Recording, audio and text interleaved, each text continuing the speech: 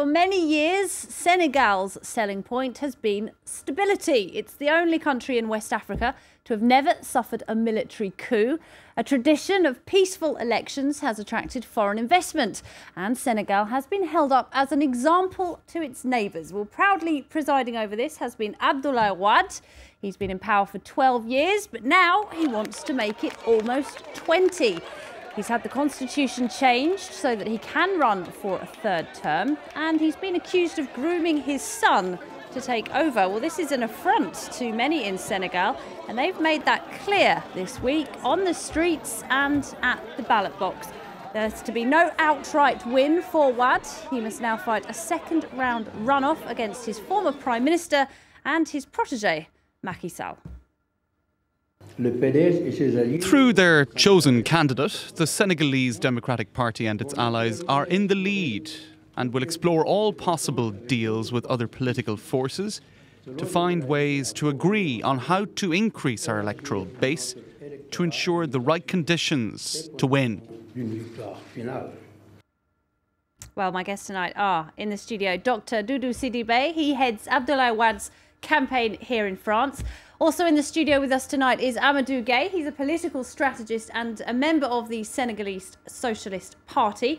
In Dakar tonight, Adama Gueye is a political analyst.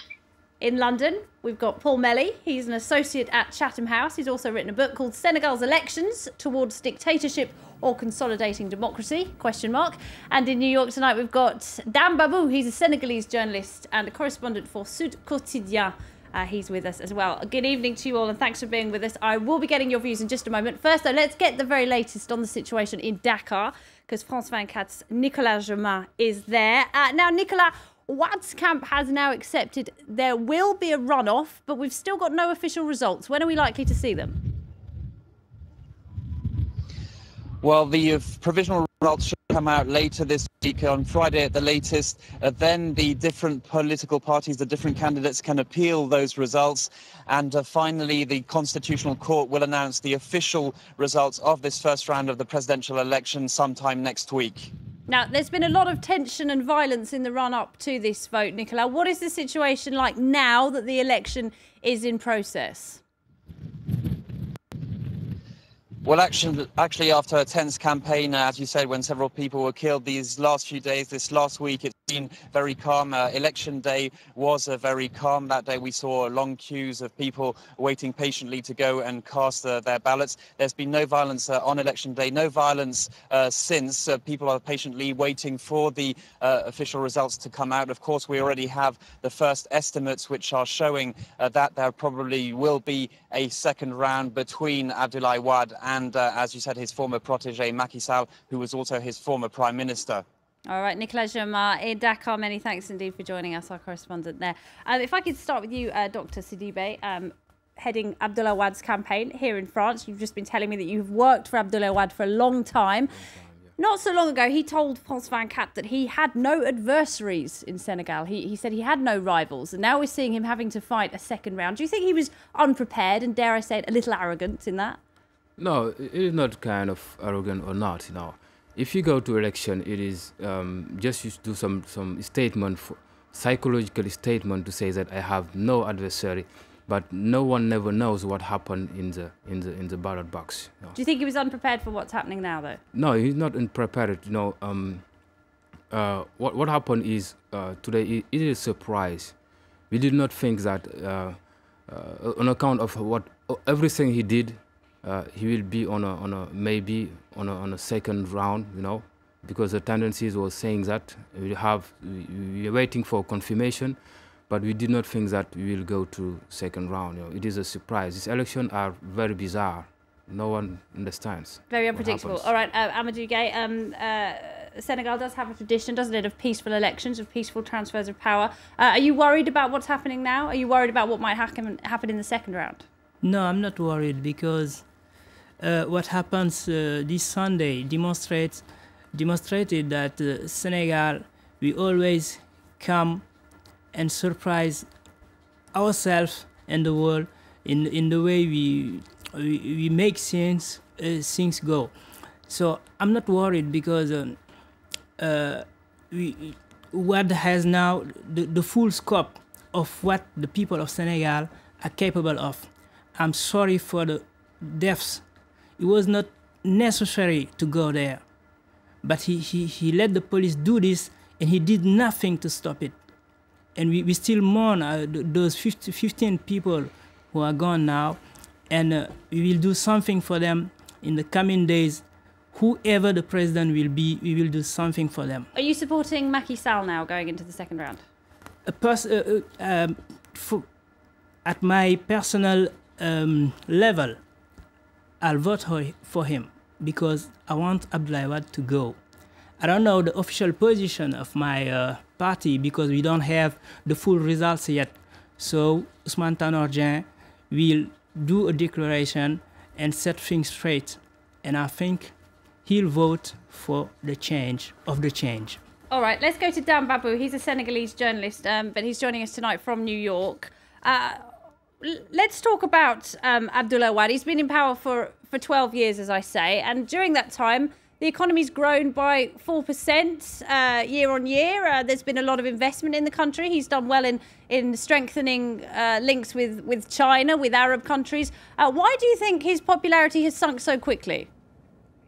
You know, Abdoulaye Wade invested on people who didn't really care about the investment he made.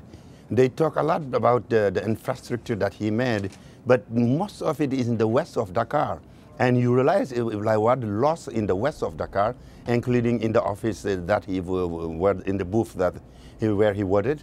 What happened with the Senegalese people today? They confirm two things they have done: one in 2000 and one in 2009, which is they can hire and then they can fire.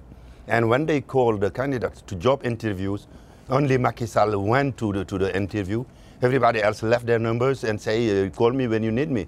Abdoulaye Wade thought that with money, he can get the religious leader to call for him. And I think he didn't remember what happened in 2000 because he didn't have money. He didn't remember what happened in 2009 in the local election. He had a lot of money, he lost. And this time also he thought the money can buy the election. And he didn't go to the job interview. Nobody campaigned for him except himself with 10 minutes in every stop. And that's it. Only Macky Sall went to the job interview, and he is being hired. I think he will beat him at least with more than 60%. Dr. Sidibé, perhaps you'd like to respond to that. There has been foreign investment thanks to Abdoulaye Wade, but most of it has gone into the capital. And there has been some criticism that a lot of money has been spent on so-called vanity projects, especially, of course, that rather large statue in Dakar. What would you say to that? No, it is not true. First of all, let me answer to my friend. You know, when he's saying that Abdoulaye Wade let the policeman kill people, it's not true. That is the opponent that provoked the police. You know, and Abdoulaye Wade did not do nothing for that. You know, talking about what Mr. Dambao said, it's not true. Also, Abdoulaye Wade invests a lot for infrastructures, for education, for everything. But what happens is Macky Sall is among us, and he left with some our members. You know, Aminata Tal also was with us, and she left with some our PDS members, and our party is, you know, weakened, you know, by these people that left him. It is not matter of he did not do what he did, what he wanted to, what he must do. He did everything for the Senegalese people, you know, a lot of things. He works on democracy, the progress of democracy and everything. But we can analyze this result in another way, but not he's wasting money or something like this. It's not true. Adama Gaye, what are your thoughts on what you've been hearing here? This has been truly a very important electoral day for Senegal, because on February 26, almost everybody, including myself, feared that this electoral process will end up in tatters, in violence. But the Senegalese people really showed that they knew what they wanted. They voted calmly in their droves and indeed gave really a clear signal to what they wanted to do to the politician. What I would like to say here is that this electoral day indicated the end of an era for many politicians, in particular the leader of the Socialist Party, Mr. Tanor Dieng, who has been clinging to his position. He ended up running a Socialist Party that used to be at 42% when Abdou Diouf left power, and now it's almost roughly around or less than 10%. Also, Mr. Idrissa Seck, whose credibility has been tarnished, will suffer a lot. And I don't think that if ever Mr. Macky Sall gains this election, it would allow him to recover. Mr. Niasse and all a group of politicians like Landing Savané, Abdoulaye Bathily, who have been in this political process for almost 20 years and more, are out of the political system, even if they will try to negotiate bargain in this current situation. I believe that Mr. Abdoulaye Wade will try to fight until the end in order to maybe turn this electoral that is not at his advantage at this moment. But there is really a trend that Mr. Macky Sall, probably surprising the rest of the Senegalese electoral political people, may be ultimately the winner of this game. But I think that we cannot dismiss the fact that the Senegalese situation will not be sorted out, because this election was polarized along ethnic lines, along religious lines, along really financial considerations. And I think that we'll have to address those issues if we want really to build a strong democracy that Senegal used to be. What I would consider as the main assets of this election is the fact that the Senegalese people showed their maturity. All right, let's go to London. Let's hear from Paul Melly at Chatham House. Are you concerned about what might happen in Senegal as we move into the second round? Because we have heard signs from Abdoulaye Wade that he isn't keen on giving up power, and the big fear is, of course, we might see something similar to what happened in Ivory Coast. That's a big fear right now, isn't it? It's a fear, but his camp have already said very firmly that they will abide by the election result. They've taken the famous saying of Laurent Gbagbo, the Ivorian former president, who said, either I win or I win, and they've turned that round and said, either we win or we lose. And I think, given Wade's self-image as a man who's very associated with Senegalese democracy and who sees himself as a leader of the continent, actually, I don't think that he's very likely to try and deliberately overturn the results or reject them. But what's particularly significant about this... If you look at the signs, I mean, he's had the constitution changed so that he could run for a third term, and there's also signs that he's been grooming his son to succeed him. These are very worrying signs, aren't they? Well, they're signs of his huge self-belief, but it's also worth remembering that in the summer, when he tried to lower the threshold for victory in the first round to just 25%, and there were huge popular protests, and he backed off. And I think that, in a sense, the same self-belief that has been his weakness in political terms, because he's concentrated so much power in his own hands, he's made the presidency the center of everything, and therefore personalized the campaign in a way that makes him the prime target for the opposition, could also work in favor of Senegalese democracy in the second round, because Wade won't want to go down in history as the man who tried to stage a sort of coup d'etat. I think a lot will depend on his personal reaction, but I think the pressure, the focus on Senegal over the next few weeks would make it very difficult for him to deliberately distort the second round. There's going to be massive attention on the country, and I think ultimately he's likely to abide by the outcome of the ballot box. Dr. Sidibe, maybe I can put this to you. Was that the plan? Was Abdoulaye Wade planning to hand over power to his son one day? Karim Wade is a senior minister in the government. No, it's not true. There is no evidence for this statement, you know. Also, he did not change the constitution. No, he had the constitution changed. He went to the constitutional court and they agreed to change it. Because many people are saying that he changes the constitution for a third term. It's not true. The constitution in 2001 is for... He wrote the constitution, didn't he? Yeah, he wrote the constitution, but he did not change the constitution only for that. He changes the constitution for everything. He got the constitution to rule that he was allowed to run for a third term. He changed the constitution to limit the terms. Before that, there were no limitation of term. It is on account of him that it exists, you know. There is also no proof, no evidence that he wanted to put his son into power, but it is an invention of the opponents just to put Abdoulaye Wade out of power. Yes, but what he always wanted is to improve Senegalese democracy and also to improve Senegalese economy to make Senegal an emerging country. Is that right?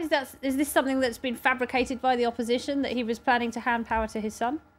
No, he was getting some signals were not very clear, but everything who is put in politics knows that getting Karim Wade elected in Dakar was a mean to get in the palais. It was meant to be that, because Abdoulaye Wade weakened every man in his party who was in a position to be the number 2 of his party. So when he get it all cleared, there was nothing left in area but Karim Wade. So people were allowed to think that Karim Wade is meant to be the heir of the throne. And do you think that Wade himself adequately responded to that when people had those concerns? Yes, he kept denying it. But Senegalese, they get the message. There was people in the Senegalese television every night telling people that Karim Wade is the best thing that happened to Earth. So Senegalese want the best things. So why not get along with this man who is the best thing that happens to Earth? It was clear, it was sometimes subliminal, but it was there in the sport. Okay, we're going to have to take a quick break there. Do stay with us. When we come back, we'll have the international headlines and the second part of our debate on Senegal. Don't go away.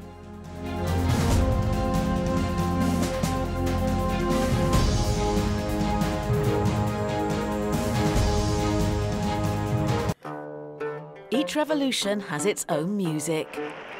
1 year ago, Tahrir Square became the symbol of Egyptian revolution, a sit-in of 18 days. 18 days which led to the fall of Mubarak. Every day, new poems and songs were written there. An artistic revival was underway. 1 year on, we went back to Cairo to meet these politically active musicians and poets. Many of them have now chosen to make a living from their art. But they all have the same dream, to breathe new life and freedom into their country through music. The Songs of Tahrir Square, Music at the Heart of the Revolution, a unique web documentary on France24.com.